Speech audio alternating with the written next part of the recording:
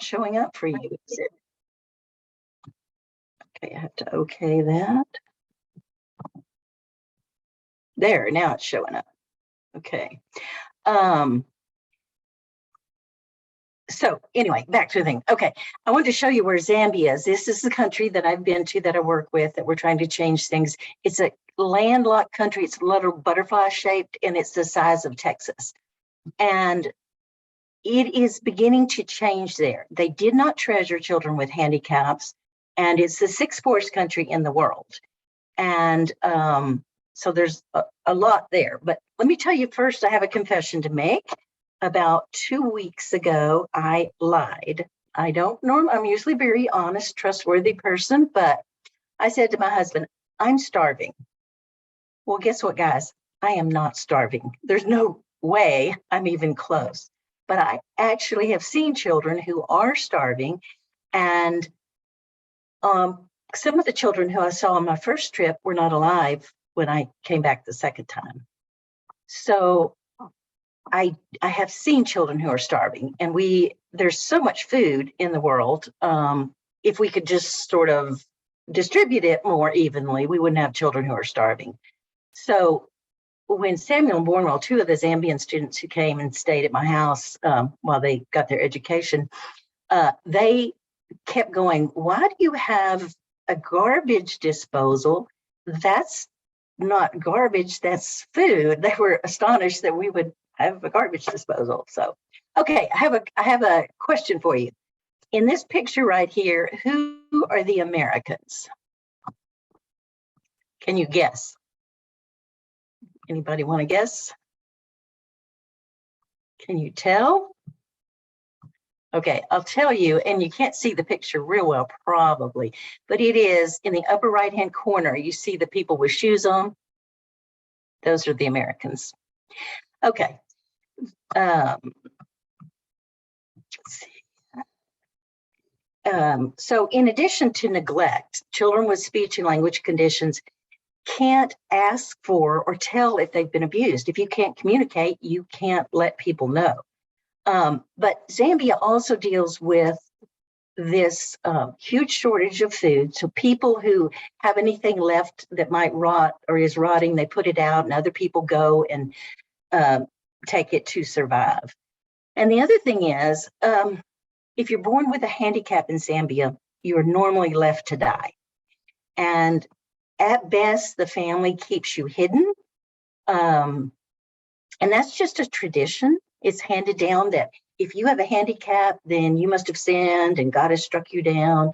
And this happens in other parts of the world, but not as much as it used to. And it is changing. And I will tell you, I want to show you a picture of the handicapped children in Zambia. Here they are.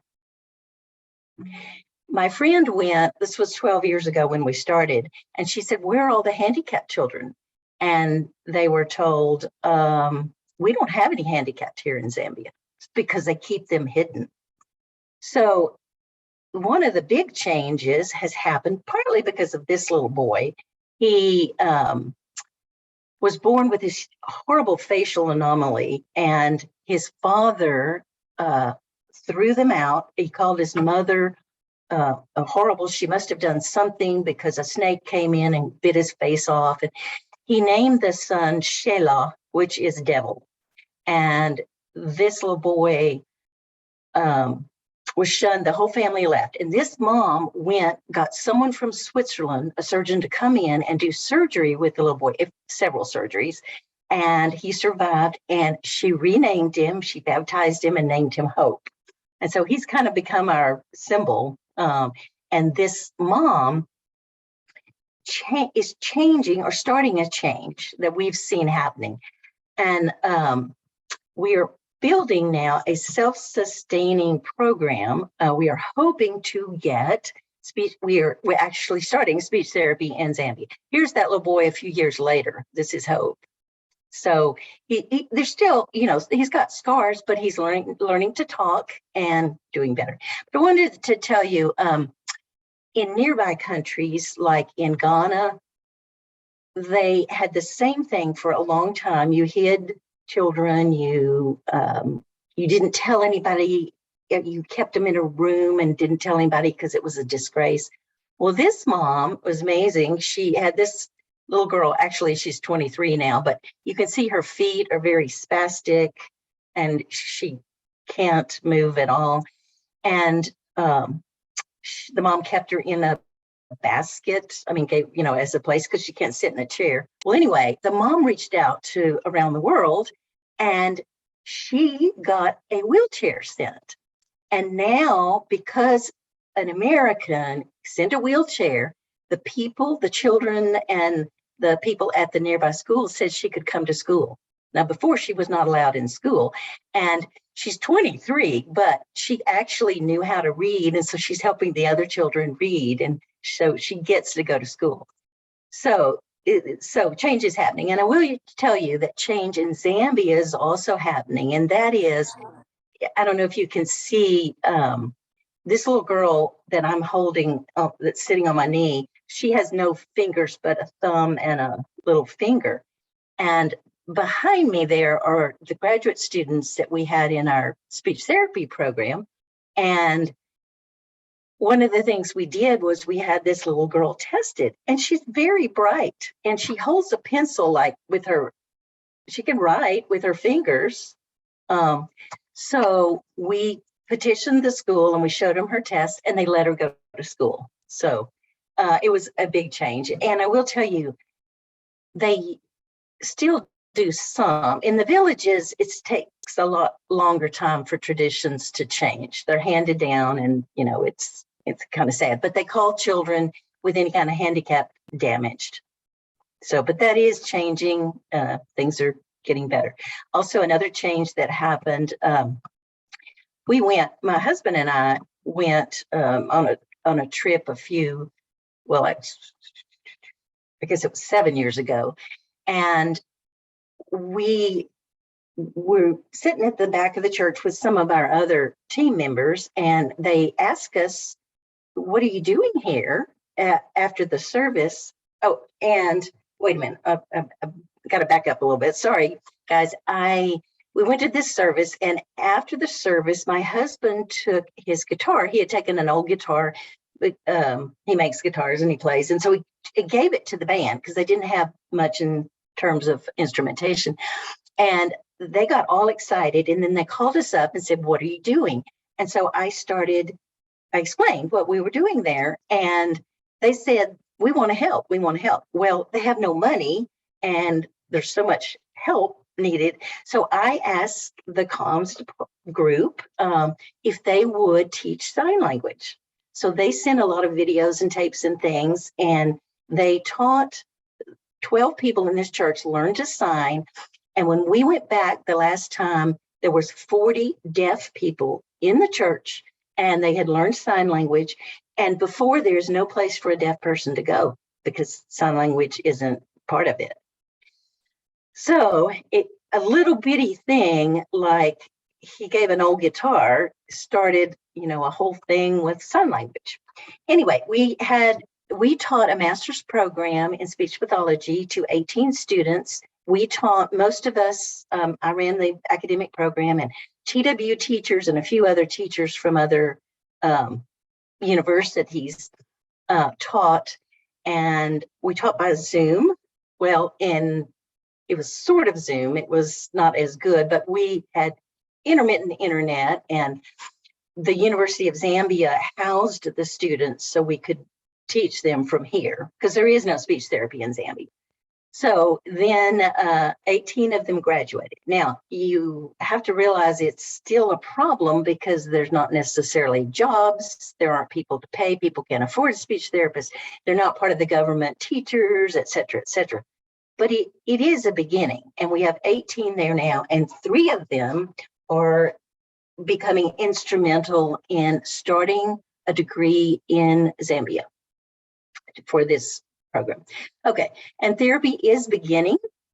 This is not therapy like we do it. We do one-on-one, one therapist, one student. Well, we have one therapist and like 20 moms with their children, and the speech therapist tries to work with them. And it's a beginning. It's not ideal but the moms are learning lots of things to do. And the other thing that was so amazing is the moms all in all the nearby villages came out with their children who have clearly have handicaps. Some of them cerebral palsy, cleft palate. They felt free enough to bring their children out into the world, and that's a huge thing. So, super neat. Okay, so then as the story goes on, we have 3 Zambian students who went through our master's program, and they've come to the United States to get their PhD so that they can begin a degree in Zambia, so that Zambia will have their own speech therapist. And Samuel, the young man on the left, and Bornwell, the young man on the right, finished their PhDs and they've gone back. And Muchinka, who's in the middle, she is going to TW. She's finishing her PhD, but because of COVID, she is finishing it from Zambia. She was here the first 2 years, but and she stayed with me. And she has started a rehab and a speech therapy center and working with kids. And she has schools from every school around has asked her to come teach their children because she's the only speech therapist in Lusaka. Anyway, so changes are happening. We are doing lots of things. We made these caps. I don't know if you can see how tiny this baby is. I think he's like 1 pound. Well, there's not incubators, so babies don't usually survive because they can't stay warm enough. So I asked people, and we've sent about 500 caps and blankets, and they're using them in the NICU. Notice the bed. I mean, it's not a warm NICU crib like we have for preemies, and see how tiny the baby is. So anyway, I want to show you one other thing. It's an example of a miracle that's happening. This little boy was considered what they call damaged, okay? And he actually is very smart, but he has a severe speech problem. And so they have now let him come to school. And part of the thing is, we're so accepting. They're seeing other people accepting children for who they are and working with them. And so they're coming to understand that we treasure them. Well, they let this little boy come, and you'll be able to hear his speech is quite difficult, but they even let him lead the opening school prayer with his speech. And I'll let you hear just a touch of it just to see. And this is huge because normally you would not let this child be seen. So. Come here.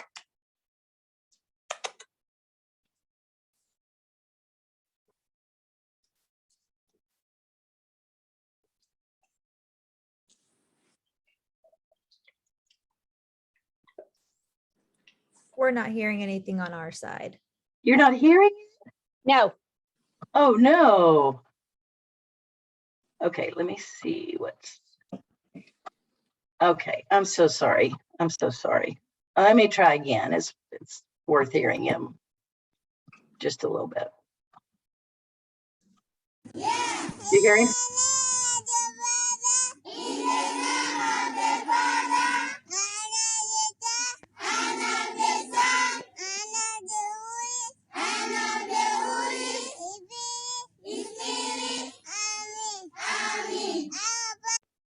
Okay, so obviously, he has a speech problem, and they've given him the honor. That's how they start their schools each day, and so he got to do that. Now, the thing that's happening, and I know I got to finish up pretty quick, is we have 2 Zambian students who got their PhD here. They're back in the country, and the Levi Mwanawasa University is starting a speech therapy program. We've been working on that, getting that started for about 6 years. And of course, Muchinka's here, and she'll finish her PhD and help with it. But they came to campus last week. They had 8 students who are going to major in this. And at this moment, they have not hired any teachers. We're working with them all the time. It's hard to fund anything new. It's hard to do anything new in Zambia because they traditionally do what's always been done. So anyway, the name of the university is Levi Manawasa Medical University, and they are a brand new university started in 2000, I think it was 2016. And so they've added nursing and they've added, they are trying to add speech therapy, but of course, funding is always a problem. And the students, now the 8 students that are there have no textbooks, and the people that are going to teach them, we're going to try to give them, PowerPoints and share our stuff to help them teach it. So I am so amazed at what has happened. This has gone from, hiding children, hurting children, to a concerted effort to help them become all that they can be. So I would like to say for your attention, Zikomo, which is thank you in Nyanja, Zikomo. And I just to tell you, we were in a field. I'm right in front of the camera. You can see the back of my head. We were in this big field, and all these kids, they just came out of nowhere. And they are so tickled that anyone pays them any attention. So they're so wonderful to work with. And the 3 students who have come over, who've got doing their PhD, they are so grateful for everything that we have done for them and with them. And they have this odd idea that Americans are so great and generous and giving. And I'm like, yes, some of them are, not necessarily all of them. But anyway, I did want to thank you, Caps, for your attention and for being here, even if my thing won't go up. And let you ask questions if you would like. Do you have any questions or anything you'd like to know or hear about? I have more of like a comment, and I just think it's amazing that a few years ago, it would have just been like no parent would have wanted their children to be seen, even though they had a disability and they were being neglected. And now there's systems in place to show them you don't need to neglect these babies, that they are just as important. And I love that. Also, Yeah. for those who are going to be viewing the recording, I think it's only appropriate that our mystery word be Zikomo, which is spelled Zicomo. Zikomo. Zikomo. Anyone else have any questions? Mulibwanji.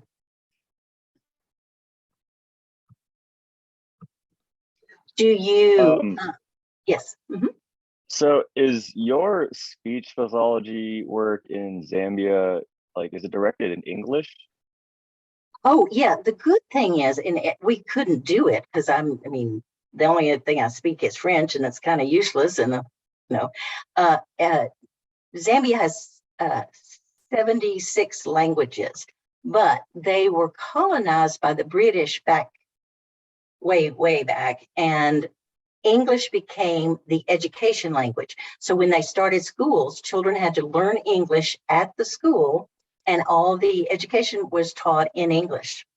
So the students all speak English. They read, anything they read is in English. So if they hadn't been, we certainly couldn't have been there. We couldn't have done that, or I couldn't have. Someone else could have, I'm sure. But anyway, good question. Thank you. Anyone else? How were the mothers that you were explaining to us? Who is there someone there to help them? Like how, say a mother had just had a child and it had some sort of deformity. How were they able to reach out to other surgeons and get that help? Well, those 2 moms I told you about were unique. Most moms don't have a support system. And I will tell you, there's a big difference when you're in the central city is Lusaka, and it's a relatively modern city, meaning it has some stoplights and it has hotels for sort of hotels. And then the rest of the country, and it's the size of Texas, the rest of the country, there's so many villages that we had to walk to get to. They're just paths to them. Well, I'll tell you, in the city of Lusaka, education is happening, change is happening, and it's dribbling out to the villages. And villagers, when they hear about services, come into the places that are having services, if there is any. But it's just a few, and it's a trickle effect because the villages aren't necessarily having internet, so they're not seeing things happening or seeing change. So some of the change is slow, but the cities, the big, or the things beyond the villages, cities and towns are getting more and more education. And the internet is amazing because people, if they have that, they can seek a lot of things. So we're sending a crate over May the 1st. If you have anything that you would like to send, information, there's, I can tell you the things that we're looking for. One thing is 10 laptops, very simple laptops that are just usable. We have 8 students and hopefully 2 teachers for this program, and nobody has a laptop, which makes life really tough if you're a student. So we're looking for that. They would have to be in working order and not have any personal stuff on them. And then other things we're looking for is textbooks about speech therapy and handicapped children, because we want to stock the library over there with any kind of textbooks or information books. So if you have ones that are out of date, not too far out of date, but if you have ones that are just have a new edition that you don't need, we can take those. We need toys. We need children's clothing for ages 5 to 18.